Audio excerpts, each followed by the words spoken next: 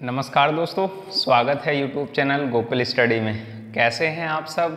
एकदम अच्छे होंगे और एकदम बढ़िया होंगे। पढ़ाई आपकी बढ़िया चल रही होगी।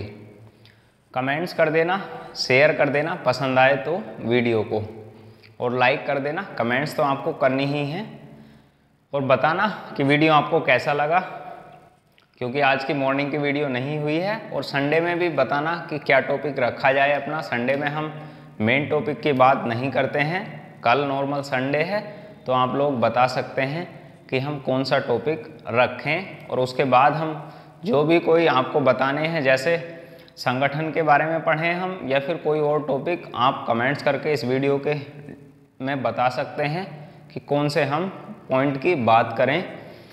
आज करते हैं बात अपने सवालों की। कौन से सवाल हैं? वो 5 जो एग्ज़ाम में नॉर्मल पूछे जाते हैं। तो ध्यान से बोर्ड पर लिखे हुए हैं, देखो, आप लोग समझते हैं इनको। पहला सवाल लिखा है हमारे पास, गर्मियों के दिनों में पानी मिट्टी या बिना कांच वाले बर्तनों में क्यों रखा जाता है या फिर रखा जाता है? इसका कारण क्या है? तो इसका नॉर्मल कारण है क्योंकि मिट्टी के बर्तन, क्या है कारण? क्योंकि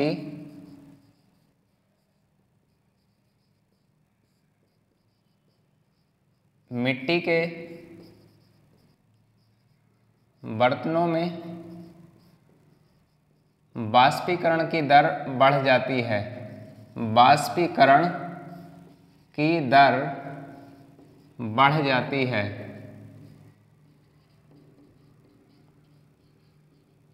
जिसके कारण हमारा जल कैसा रहता है? ठंडा रहता है। गर्मियों के दिनों में वाष्पीकरण की दर बढ़ जाती है, इसलिए हम मिट्टी के बर्तनों में उसको रखते हैं, जल को। एक तूफान से पहले बैरोमीटर वायु दाब मापी का पारा तेजी से नीचे गिरता है, क्यों? एग्जाम में फैक्ट के तौर पर सवाल किस तरीके से आता है कि एक जब तूफान आता है उससे पहले बैरोमीटर का पारा या फिर दाब के कारण जो हमारा पारा है उसका तल नीचा हो जाता है या ऊपर उठ जाता है या सामान्य बना रहता है। तो सबसे पहला तो आंसर वहाँ पर हो जाता है कि हमारा जो पारे का तल है वो नीचे की ओर चला जाता है। और कारण क्या है? क्योंकि उस स्थान पर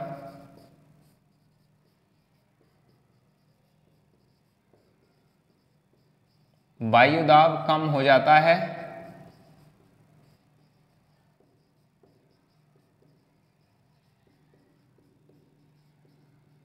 और जो पारे का तल है वो सामान्य से कैसा हो जाता है?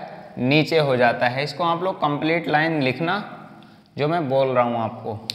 नेक्स्ट सवाल की मैं बात करूँ, घाटियों में जब वर्षा होती है तब ऊंची पहाड़ियों पर हिमपात होता है। आपने नॉर्मल देखा होगा, बर्फबारी होती है, जैसे उत्तराखंड की ओर या फिर उससे ऊपर की जो घाटियाँ हैं वहाँ पर कैसी होती है? बर्फबारी होती रहती है। इसका सीधा सा कारण है क्योंकि वहाँ का तापमान सामान्य जैसे 0 डिग्री सेंटीग्रेड से भी कम होता है। और कम होने का मतलब है कि हमारा जो पानी है वो जल के रूप में परिवर्तित हो जाता है। इस कारण से वह जल हमें बर्फ के रूप में गिरता हुआ दिखाई देता है। ये बात आप लोग याद रख लेना, क्योंकि वहाँ का तापमान, लिखनी है आपको लाइनें, क्योंकि वहाँ का तापमान सामान्य 0 डिग्री से कम हो जाता है। इस कारण से वहाँ बर्फ या हिमपात होता है। किन कारणों से कोई भी वस्तु काले रंग की दिखाई देती है?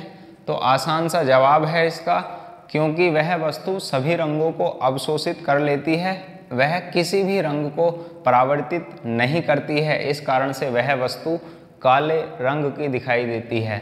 ये आप लोग लिखना बार बार सुनकर इसको, कि कोई भी वस्तु काले रंग की क्यों दिखाई देती है? क्योंकि वह सभी रंगों को अवशोषित करती है और किसी भी रंग को परावर्तित नहीं करती। नेक्स्ट, नीले रंग के प्रकाश में हरी घास किस रंग की दिखाई देती है? तो वहाँ आंसर होगा काले रंग की। क्यों?